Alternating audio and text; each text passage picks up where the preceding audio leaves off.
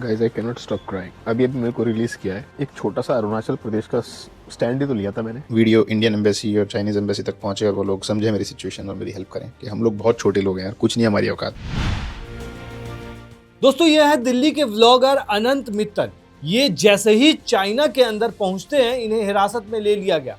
15 घंटे तक हिरासत में रखा गया, न खाना न पानी, बस इन्होंने सच बात कही थी, उसी की इनको सजा मिली। लेकिन क्या ये एक प्लान्ड वे में किया जा रहा है? क्या जानबूझ करके जो भी भारतीय चाइना के अंदर में जैसे ही इन कर रहा है उसको पकड़ा जा रहा है, या फिर उस पर पहले से नजर रखी जा रही है? दोस्तों एक रिपोर्ट आई है, पेंटागन रिपोर्ट, उसमें बड़ा खुलासा हुआ है। भारत का दुश्मन नंबर 1 चीन बताया गया है। पेंटागन ने होश उड़ाने वाले खुलासे किए हैं। रिपोर्ट के मुताबिक चाइना की नजर भारत के अरुणाचल प्रदेश पर गड़ी तो हुई है। चाइना ताइवान, दक्षिण और पूर्वी चीन सागर के इलाके पर भी कब्जा जमाना चाहता है। यही नहीं, चाइना की ओर से पाकिस्तान को हाईटेक सैन्य हथियार भी सप्लाई किए जा रहे हैं। वहीं दूसरी तरफ भारतीय शख्स पर पैनी नजर है। सोचिए, एक लड़का जाता है चाइना और उसे तुरंत हिरासत में ले लिया जाता है। क्यों? क्योंकि उसने सच दिखाया था अपने वीडियो में, अरुणाचल प्रदेश को अपने देश का बताया। उन्होंने YouTube पर पूरी कहानी शेयर की है। पहले आप वो सुनिए, उसके बाद आपको पेंटागन की पूरी रिपोर्ट दिखाते हैं। Guys I cannot stop crying. अभी मेरे को रिलीज किया है एक छोटा सा अरुणाचल प्रदेश का स्टैंड ही तो लिया था मैंने। चाइना इमिग्रेशन पे पहुंचा मैं, as always they are professional. उसने मेरे पासपोर्ट पे स्टिकर लगा दी। उसके सिस्टम में कुछ पॉपअप हुआ, उसने अपने ऑफिसर को बुलाया, बोल रहे इसको ले जाओ। मेरे को डिटेंशन एरिया में ले गए। काफी लोग थे वहाँ पे, बांग्लादेश के लोग 8-10 थे वैसे। जब 2 घंटे तक कोई नहीं आया, मैं परेशान हो गया कि कुछ गड़बड़ है। 2 घंटे बाद 2 चाइनीज ऑफिसर आए, मुझे एक रूम में लेके गए थे। कैमरा, फोन जो रिकॉर्ड कर सकते थे सब ले लिए। वो मेरा आईपैड बैग में भूल गए चेक करना। यहाँ मेरी फटनी शुरू हो गई। मुझे समझ आ गया वो इशू जो मैंने रेस किया था वो गलत डायरेक्शन में चला गया, और मुझे रियलाइज हो रहा है मुझे वो नहीं करना था। मेरा काम है घूमना फिरना, वापस आना अपने देश में। 6 घंटा हो चुका है, कोई जवाबदारी नहीं है किसी की। यहाँ लोग बैठे हैं, सुबह से 50 बार रिक्वेस्ट करके अब पानी मिलाया है। तो भरोसा भी नहीं है क्या पानी है। Excuse me, where is the food? You can take money, is okay, but bring the food. Food. She's saying no to the food. खाना देने को तैयार नहीं, पानी एक बार दिया। मैं बहुत फटी हुई थी मेरी, मुझे लगा मैं शायद इंडिया वापस नहीं जाऊंगा, मैं यहीं हो गया। मैं बहुत कहा मुझे प्लीज़ मेरा फ़ोन दे दो। अभी भी मैं जब याद करता हूँ मोमेंट, मेरा मुंह कांपने लगता है। 15 घंटे बाद ऑफिसर आया कि सर आपका प्रोसेस पूरा हो गया है, please go back to your country. यार देखो, मैं सिंपल सा ब्लॉगर हूँ, घूमता हूँ, वीडियो बनाता हूँ। चाइना से मैंने अपना स्टार्टअप भी शुरू किया था, बहुत कुछ सीखा है। मेरे बहुत दोस्त हैं वहाँ पे, मेरा बहुत कनेक्शन है इस कंट्री से, not as in a political और government way, but in a people to people way. I hope ये वीडियो इंडियन एम्बेसी और चाइनीज एम्बेसी तक पहुंचे और वो लोग समझे मेरी सिचुएशन और मेरी हेल्प करें कि हम लोग बहुत छोटे लोग हैं यार, कुछ नहीं हमारी औकात। और please help me if you can कि मैं इस सिचुएशन से कैसे निकलूँ। दोस्तों ऑन रोड इंडियन के नाम से ये मशहूर व्लॉगर है। ये घटना 16 नवंबर को घटी। अनंत मित्तल का कहना है कि उनका किसी से कोई राजनीतिक संबंध नहीं है और न ही उनकी कोई गलत मंशा है। उन्होंने कहा कि मुझे किसी से कोई नफरत नहीं है, मैं बस सभी से प्यार करता हूं, अपने नजरिए से इस दुनिया को आपके सामने रखता हूं। मेरा किसी भी राजनीतिक एजेंडे से कोई संबंध नहीं है। असल में दोस्तों जो मित्तल हैं वो नॉर्थ ईस्ट से गहराई से जुड़े हुए हैं।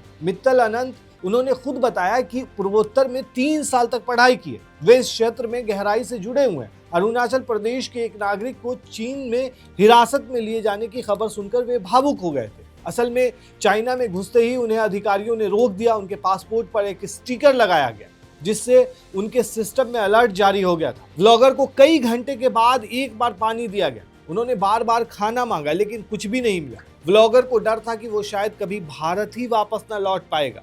उन्होंने ये तक कहा कि हम बहुत छोटे लोग हैं, हमारी कोई औकात नहीं है। दोस्तों इस मामले के बाद काफी ज्यादा विवाद बढ़ गया कि आखिर ऐसा चाइना क्यों कर रहा है। वहीं दूसरी तरफ पेंटागन की रिपोर्ट आई है दोस्तों, जो काफी ज्यादा होश उड़ाने वाली है और आंखें खोल देने वाली है। चाइना ने पाकिस्तान को हथियार की सप्लाई कर भारत को दक्षिण एशिया में बार बार उलझाने की कोशिश की है। यही नहीं, चाइना की नजर अरुणाचल प्रदेश पर तो है ही। पेंटागन की इस रिपोर्ट में हड़कंप मच गया है। अमेरिकी रक्षा विभाग की नई रिपोर्ट ने चाइना की भारत के खिलाफ रची जा रही साजिश का पूरी तरह से खुलासा कर दिया है। चाइना की ओर से पाकिस्तान को हाईटेक सैन्य हथियार भी सप्लाई किए जा रहे हैं। इसमें multi role J-10C fighter jet जैसे लड़ाकू विमान भी शामिल है।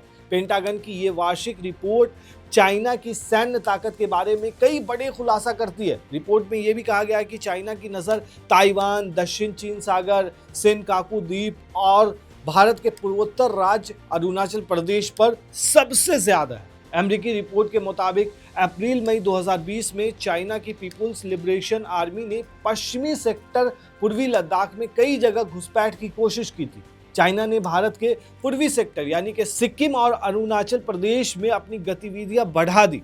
पिछले साल अक्टूबर में भारत और चाइना के बीच पूर्वी लद्दाख के देपसांग और डेमचोक में सैनिकों की वापसी हुई, लेकिन घुसपैठ में कमी नहीं आई है। दोस्तों, चाइना अरुणाचल प्रदेश के तवांग इलाके को दक्षिण तिब्बत कहता है। इस पर कब्जा करने की साजिश रचता रहता है। इसी वजह से आसपास के इलाके में हाईटेक हथियारों और सैनिकों की तादाद लगातार बढ़ाई जा रही है। पेंटागन की रिपोर्ट में कहा गया है कि चाइना एलएसी पर तनाव कम होने का फायदा उठाना चाहता है। रिपोर्ट के मुताबिक चाइना वर्ष 2030 तक 1000 से ज्यादा परमाणु हथियार जमा करना चाहता है। फिलहाल उसके पास करीब 600 परमाणु हथियार हैं।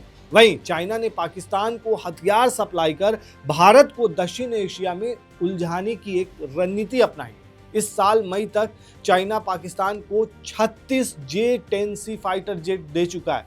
इसमें पहले 4 type 054A multi role frigate और दूसरे सैन्य उपकरण भी दिए गए हैं। अब इसी से सोचिए दोस्तों, पाकिस्तान ने मई में ऑपरेशन सिंदूर के दौरान भारतीय वायुसेना के खिलाफ चीनी J-10 विमानों का इस्तेमाल किया था, मतलब वो भी चाइनीज था। ये विमान एयर टू एयर में मार करने वाली मिसाइलों जैसी लैस थी और पूरी तरह नेटवर्क सेंट्रिक युद्ध प्रणाली से जुड़े हुए थे। दोस्तों, इस रिपोर्ट में बहुत सारे खुलासे हुए हैं। चाइना पाकिस्तान में सैन्य अड्डा तक स्थापित करने पर विचार कर रहा है। ये रिपोर्ट अमेरिकी कांग्रेस को सौंपी गई है। इसमें चाइना और पाकिस्तान के बीच रक्षा और आंतरिक जैसे क्षेत्रों में बढ़ते सहयोग पर भी प्रकाश डाला गया है। दोस्तों, पेंटागन का मानना है कि चाइना अपनी नौसैनिक और हवाई शक्ति के विस्तार के लिए ऐसी दूसरी अन्य सुविधाओं यानी कि जो सैन्य सुविधाएं हैं उसकी भी योजना बना रहा है। कहीं ना कहीं वो पाकिस्तान को भी हथियार बना रहा है और भारत पर पैनी नजर रख रहा है। जो शख्स भी जा रहा है, आप इसी से सोचिए कि इस हद तक ये चाइना नजर रख रहा है कि कौन व्लॉगिंग में या फिर कौन अपने रिपोर्ट में कौन अपने मतलब क्या लिखता है, क्या बोलता है, उसको भी एक तरह से स्कैन किया जा रहा है। तभी तो अनंत मित्तल को पकड़ा गया और इस तरह से उनके साथ व्यवहार किया गया। दोस्तों, इस पूरे मामले पर आप क्या कहते हैं, हमें कमेंट में ज़रूर बताएं। शुक्रिया।